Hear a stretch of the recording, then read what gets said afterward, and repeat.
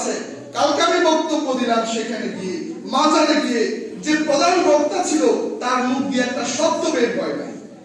তার সেই ক্ষমতা নেই আমার সামনে কথা বলার মতো, চুপচাপ ছিল। তার তো সেই যোগ্যতা নেই। কে সঠিক কে মিথ্যা, আপনারা যারা দায়িত্বশীল আছেন, আপনি কি ভাবলেন? আপনি দায়িত্বশীল, আপনি বেঁচে যাবেন, ব্যাপারটা এমন নয়। এই এলাকার দায়িত্বশীল আপনারা। রব্বুল আলামিনের পক্ষ থেকে রাসূল বললেন, কুল্লুকুম রাঈ ওয়া কুল্লুকুম মাসউলুন আন রাইয়াতিহি।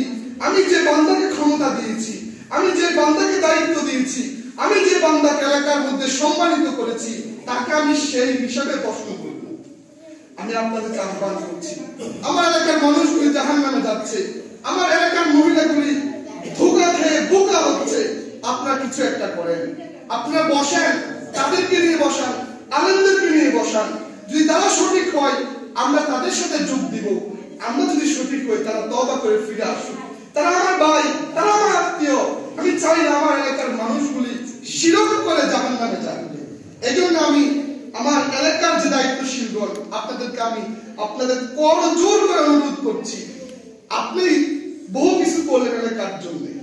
এই এলাকা বিভক্ত হচ্ছিল ঈদগাহ নিয়ে, আপনারা আপনাদের প্রচেষ্টায় আপনারা ঠিক করেছেন। আমি বিশ্বাস করি আপনারা আমার বসেন, আপনাদের নিজ উদ্যোগে বসেন, আমাদেরকে আহ্বান করুন, আলেমদেরকে নিয়ে আহ্বান করুন।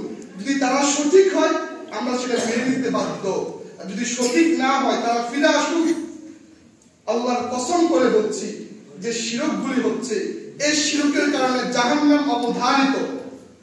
আপনি সুদ খাচ্ছেন, ঘুষ খাচ্ছেন, রব্বুল আলামিন একটা সময় গিয়ে মাফ করবে। আর রহমান ফিদ দুনিয়া ওয়ার রহিম ফিল আখিরা। রহিম নামে উসিলায় গোটা উম্মতে মুহাম্মদীকে যত বড় পাপী বান্দা হোক রব্বুল আলামিন মাফ করবেন, মাফ করিয়ে জান্নাত দিবেন। কিন্তু শিরককারীকে রব্বুল আলামিন মাফ করবে না। এজন্য আমরা কথা বলি আমাদের জায়গা থেকে। আমি গতকালকে গিয়েছিলাম কথা বলার জন্য, এলাকার কেউ তো আমার সাথে গিয়েছেন। যদি শিরক কুফর চলমান থাকে, আমার এলাকার মানুষগুলি আজ থেকে 10 বছর পর, আজ থেকে 20 বছর পর অধিকাংশ মানুষ ওই দিকে ধাবিত হয়ে যাবে। এটা এমন একটা জায়গা, মানুষ ক্রমান্বয়ে 100 বছর পর হলেও এই বাজার থাকে, এই ধারা চলমান থাকে, মানুষ সেদিকে ডাইভার্ট হয়ে যাবে। আমি আমার জায়গা থেকে প্রতিবাদ করেছি হাদিস অনুযায়ী, যার যতটুকু সামর্থ্য আছে সে ততটুকু করুক। আমি যদি ভবিষ্যতে প্রতিবাদ করার জন্য আহ্বান করি, আমার সাথে কি আপনারা রাজি আছেন? এলাকার বাইরে বলেন। আপনারা সেই যুবক যারা 1,60,000 টাকা দিয়েছেন, একটা মাহফিল করেছেন, ইতিহাস তৈরি করেছেন, আপনারা যদি চেষ্টা করেন এই খারাপ কাজ বন্ধ করা যায়, আপনারা আমার সাথে থাকবেন তো ইনশাআল্লাহ? দুহাত তুলে বলেন থাকবেন তো ইনশাআল্লাহ? আমার রব্বুল আলামিনের ইসলামের জন্য, আমার এলাকার মানুষকে সুদ শিরক থেকে দূরে রাখার জন্য যতটুকু প্রয়োজন ততটুকু করব। যদিও আমি কালকে মার খেয়েছি, আমি মাফ করে দিয়েছি।